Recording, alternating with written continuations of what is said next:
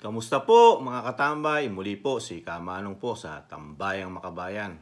Ito po, napakagandang move ang ginawa po ng Pangulong Marcos doon po sa kanyang sagot about po dito sa issue ng First Lady at ng ating Vice President at ng napakarami pang sumasawsaw po dito sa ating Vice President. Pakinggan po natin ang balita at komentuhan po natin mga katambay. At bago po yun, nagpapasalamat po muli si Kamanong po sa gusto po ng ating maliit na channel sa YouTube at TikTok, Tambayang Makabayan. Komento ni Kamanong. Ito po, pakinggan po natin ang balita at komentuhan po natin mga katambay. Nagsalita na si Pangulong Bongbong Marcos sa mga panawagan ng ilang mababatas na tanggalin sa gabinete si Vice President at Education Secretary Sara Duterte. Kaugnay ito ng mga patutsada ng pamilya Duterte sa Pangulo, atensyon sa pagitan ng Vice at ni First Lady Liza Araneta Marcos.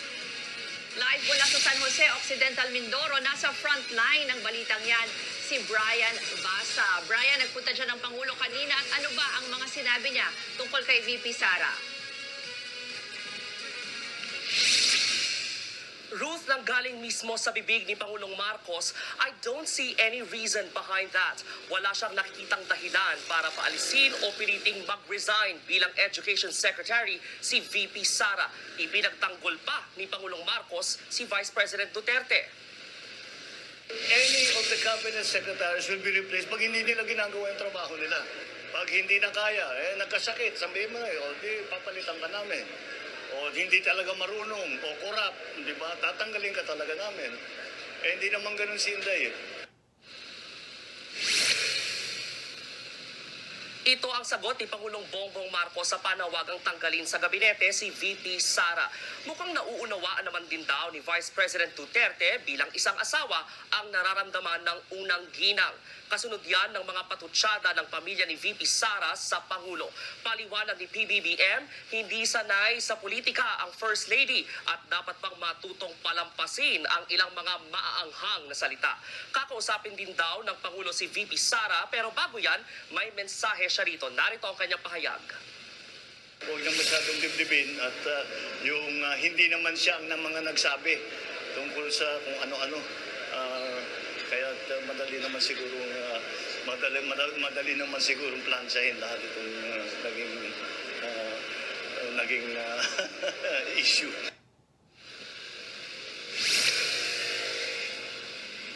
Tiniyak ng Pangulo na hindi maaapektuhan ang kanilang trabaho sa tensyon ng bise at ng unang ginang. Balik sa iyo. Brian, bukod dyan sa issue tungkol kay Vice President. Ayan po mga katambay. Napakaganda po ng ginawang desisyon ng ating Pangulo.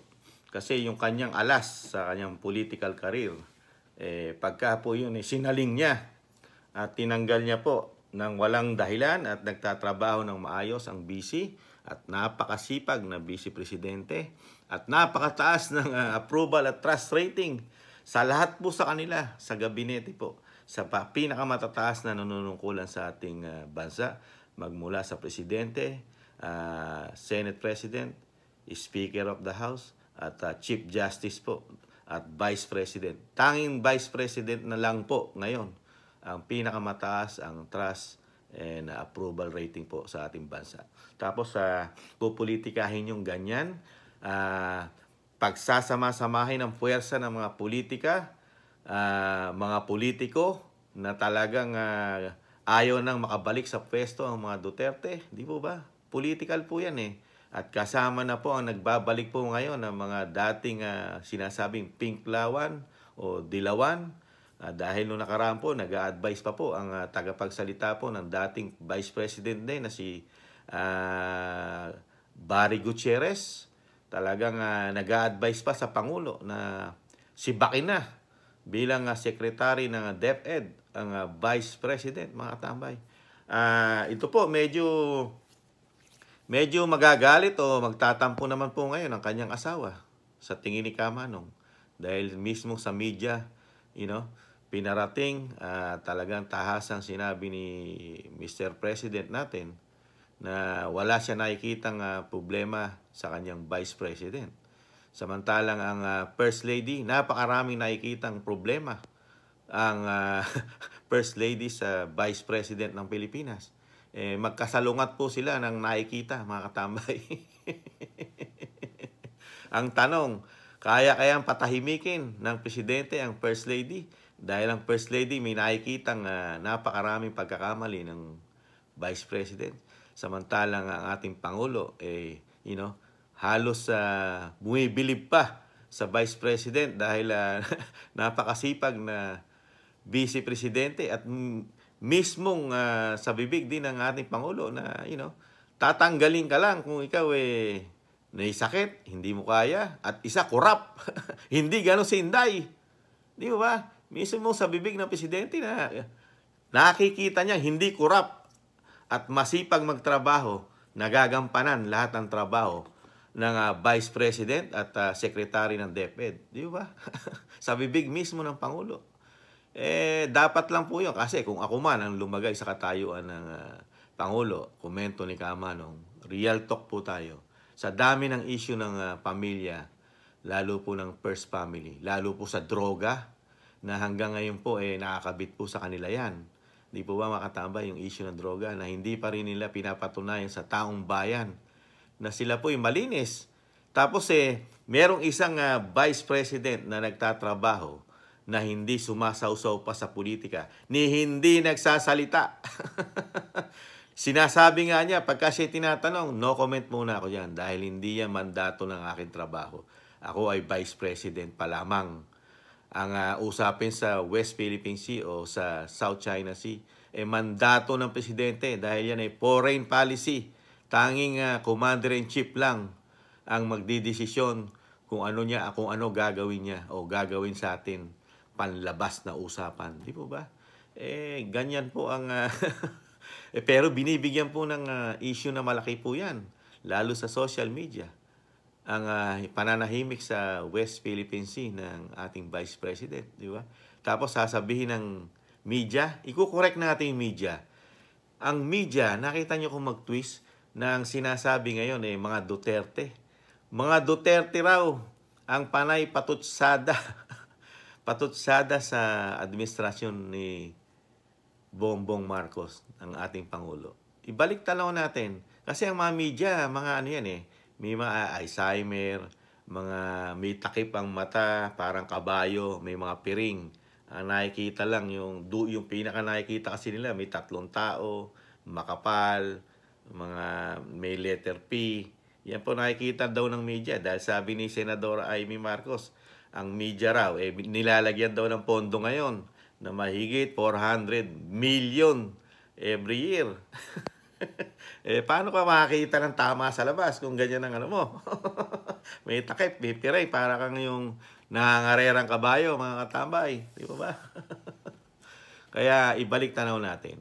Saan nagsimula? Nagsimula lahat ng problema ng administrasyon sa administrasyon pa rin. Magmula ro sa kanyang pinsan sa Kamara. Mga media, diyan nag-umpisa magsalita ang matandang Duterte. Nung bakbakan nyo po ng bakbakan. Magmula sa Kongreso, sa Kamara, sa Senado, kasama na Makabayang Black. Di po ba? Kasama media. Bagay, kasama naman sila. Na sinusuportahan nila lahat na nangyayari sa Kamara, di ba, sa Senado, para siraan di umano ang ating Vice President. Tapos ngayon, talagang pina-adapt sa atin ng media na lahat ng problema ng politika, lalo ang issue sa mga Marcoses, sa ating Pangulo, nanggaling sa Duterte. Tinatama lang ni Kamanong dahil hindi naman nagtatagal pa yan. Last year lang po nag-umpisa yan. Di ba? Itong mga media, may amnesia na. Paano mo pagkakatiwalaan ng mga media sa ating bansa, mga katambay? Yung katotohanan, ayaw nilang ilabas. Ang inilalabas nila, puro hindi na totoo. Di ba? Ayaw nilang tuntunin ang talagang ugat kung saan nagsimula ang ugat ng problema ng administrasyon ngayon. Di ba mga katambay? Real talk natin yan. Di ba? Kaya ang mga media nababawasan ang tiwala ng taong bayan dahil sa mga binabalita nila na mismong mga Pilipino, tayong mga Pilipino, nakikita natin ang sitwasyon. Wala silang napatunayan. Tumigil na. Nada na. Wala nang nagbabalik ng issue ngayon sa confidential fund, pati po sa Kamara at sa Senado, pati rin po ang mga media. Nada na. Di ba? Kaya, kaya kung hindi natin ibabalik din at itatama ang balita na napapakinggan natin ngayon sa ating bansa, lalo malalaking media, na talagang binibigyan nila ng sympathy ang ating pamahalaan at yung totoong nangyayari sa ating bansa, ayaw nila ipalabas. Lalo-lalo ang kahirapan, nagtataas ang mga bilihin at kawalan ng trabaho sa ating bansa, mga katambay. At napakataas ng krimen, nahandyan pa't bumabalik ang malaking problema pa ng bansa, ang droga. Kumakalat na naman at napakarami na naman daw di umano user, nagbebenta, gumagamit, di po ba? At nako, nahandyan pa ang problema natin sa krimen. At ang mga terorista, hindi pa tapos ang NPA, mga katambay. Napakaraming problema. At pinakamalaking problema pa pinapasok ng ating bansa, yung sumunod tayo di umano sa Amerikano, na para tayo maging matapang. At pinaghahanda pa ang ating mga sandatahang lakas. You know? At mga kapulisan. At mismong tayo, isusuong sa pinaka-worst na mangyayari sa ating bansa, mga tabay. Worst. Pinaka-masama. You know? Lulugmok itong kahirapan na ito. Pag nangyari po yan, yung giyera na yan, yan na po ang pinaka-mahirap na mangyayari sa atin, mga tabay. Hindi po katulad dito mataas lang ang bigas, so sobra pa sa paghihirap ang dadanasin natin, mga tabay. Pagka nagka-giyera, huwag naman sana. Ito, ibalik po natin dito sa First Lady at sa mga simpati at sa mga sumusuporta na tanggalin ang Vice President sa DepEd. Ano na po kayo ngayon, mga nasa social media? Ano po kaya ngayon ang inyong pambanat? Babanatan nyo ba ang Presidente ng Pilipinas? Ipagtatanggol nyo ba na tama ang First Lady at mali ang Presidente dahil kinampihan niya at pinananatiling nasa pwesto pa hanggang ngayon ang kanyang Vice President na kanyang alas? Kasi pag sinalag niya, sa tingin ni Kamanong, komento ni Kamanong, pag sinalag mo ang sinasabing agila ng Mindanao na nagpanalo sa'yo, real talk, hindi mananalo ang Pangulo ng Pilipinas kung hindi niya Vice President ang Sara Duterte. Real talk po tayo, mga tambay. Nakita po natin ang sitwasyon ng politika. Hindi pa nag-uumpisa ang kampanya ng Panguluhan. Nakikita po natin ang pinakamalaking survey na nakukuha ni Inday kumpara mo kay BBM, di ba? Kaya lang sumiret at nakakuha ng malaking sympathy, di ba? Ang BBM dahil sumama ang BP niya, ang Inday Sara, di ba? Ang puwersa po nakuha halos lahat, di ba? Hindi yung mga bumabanat naman po ngayon sa mga Duterte. Hindi naman po talagang Marcos ang karamihan diyan. Lalo yung mga taga Maynila, di ba? Merong mga vlogger ng mga taga Maynila. Hindi naman po mga loyalist po yan eh. Yan po ang karamihan diyan. Vlogger po panatiko po ni dating Mayor Isko Moreno. Real talk po tayo. Ngayon po, sumasawsaw po sila ngayon sa pagiging loyalist di umano dahil sa sinasabi ni Senadora Amy Marcos na merong natatanggap di umano. Lalo yung may malalaking followers na sa social media. Na-ooperan daw ng therapy. Mga katambay.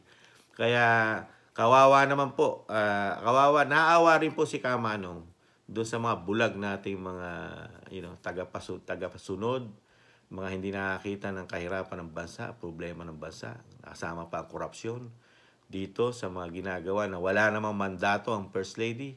Walang mandato ang First Lady para sumausaw sa mga politiko katulad ng Vice President na nagtatrabaho. At never siyang nagsalita ng masama sa kanyang bise. No comment nga ang lagi nga hindi niya sinasawsawan ng mga issue. Kaya lang siya nagsasalita dahil pinatatamaan na siya ng First Lady, kaya naglabas na rin siya ng kanyang sagot nitong mga nakarang araw, di po ba? Kaya lang nagimbal sila. Nagimbal po. Di ba? Isang salita lang ng Vice President, ang First Lady, mahigit 1 oras ang interview. Di ba? Pero, napakalaking problema po yung interview na yon. Dahil marami din lumabas na yung interview na yon ay sinasabi ni Maharlika na yun yung commentator daw po doon ay bayaran, sabi ni Maharlika. Dahil may audio pa na pinalabas si Maharlika na nag-I love you pa doon sa commentator ang First Lady, mga katambay. Samantalang ang ating Vice President, wala pang 2 minuto nagsalita, nawindang na ang gobyerno ng Pangulong Marcos. At mismong Pangulong Marcos na ang nagsalita. Kung hindi niya gagawin at itatama ang pagkakamali at yung kanyang asawa, ang kanyang kakampihan at ilalaglag niya ang VP Sara, naku po, sinasabi ko mga tambay, mahirap na magsalita. Sinasabi ni Kamanong, ang agila ng Mindanao. Tulog pa lang po ang mga supporters niyan. Hindi pa kumikibo mga katambay, hindi pa kumikibo. Kaya ito po sa nakita ni Kamanong sa ginawa ng presidente, tama po yan. Tama po ang ginawa nyo, Mr. President, na ipagtanggol ang inyong Vice President. Kasi po, ang Vice President na lang po ang inyong alas sa inyong gobyerno sa nakikita ni Kamanong, mga katambay. Pag nawala pa ang Vice Presidente po sa inyong administrasyon, sa tingin po ni Kamanong, malaking problema po ang haharapin nyo po. Dahil napakarami nyo pong issue, Mr. President, ang inyong pamilya, lalong-lalo sa droga, na hanggang ngayon po nakatatak po at nakatanim po sa puso ng mga Pilipino yan. Kung totoo bang addict o user ang aming Pangulo na hanggang ngayon na hindi sinasagot at walang ginagawa na para ipatunayan sa mga Pilipino, sa atin, sa amin, sa akin, yung kanyang kalusugan lalo sa pinagbabawal na droga. Di ba mga tambay? Kaya good move po yun. Lagi ko inuulit, good move na ipagtanggol mo ang iyong Vice President dahil yan na lang ang natitira mong kaisa-isang alas sa iyong administrasyon, mga katambay. Di po ba? Real talk.